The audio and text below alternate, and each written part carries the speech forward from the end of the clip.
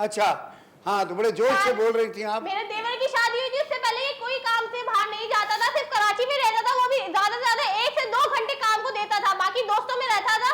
मैं खुद इसको खाना मैंने तुम्हें बताया था हमारा प्रोजेक्ट एक शुरू हो रहा है, उसके लिए हम मीटिंग कर रहे हैं। जब हमारा प्रोजेक्ट शुरू हो गया तो मुझे भाई को भेजना पड़ा ना, मैं कराची में पूरा प्रोजेक्ट देखूं। जज साहब जब ये लोग खाना खाने जाते हैं चाहे कैसी भी है, इनका फर्ज नहीं है अपनी बीवी को पूछे निकल में कितने साथ चलो, नहीं पूछते, गाड़ी में जाते चाबी निकाली और चले गए, और ये बाहर जाते हैं ऑफिस से कदम रखूं घर में, मैं इनको बोलूं घर में खाना क्या बना है, मेरे कमर में दर्द है, मैंने नहीं बनाया। मैंने चलो ठीक है, बाहर गया, भाई वाले जा रहे थे, मैंने किधर, भाई ने बोला कि खाना, मैंने बोला आप लेते में आना, बोला नहीं आओ चले, हमारे का खत्म खाना वहीं खा लेते। मैंने जब बोला कि चलो खाना, तो बोले मैं कमर में दर्द, निकल गया मेरे पीछे से चले गए, मुझे बिना बताए। जब यहाँ पर हस्बैंड के हकूक नहीं थे तो मैं इसे क्या करूं? ये एक अय्याश इंसान है, जब मेरे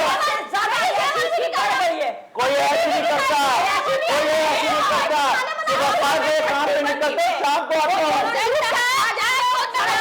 जो बीवी पूरे महीने अपने अम्मी के घर रहती है, वो क्या समझेगी अपने हस्बैंड को?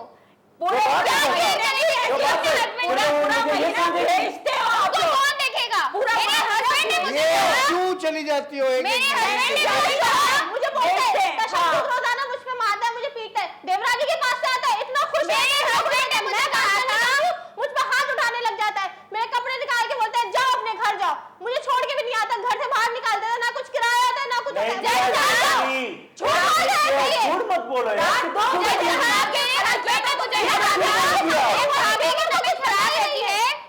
कुछ बोल भी नहीं रहे।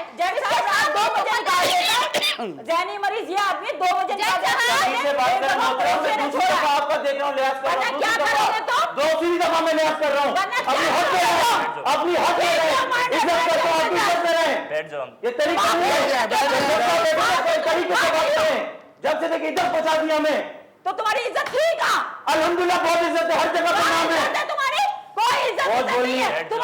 देखे आप, तुम बैठे पानी पिला करो इनको, दिमाग ठंडा हो, हर जगह देखा फटना फसाद शुरू कर देती है। बेटी का हाल पूरा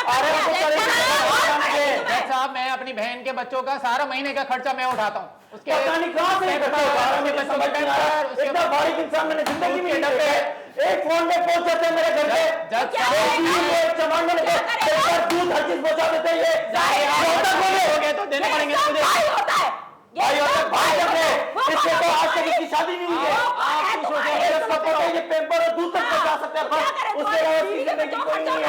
तो शादी कैसे आप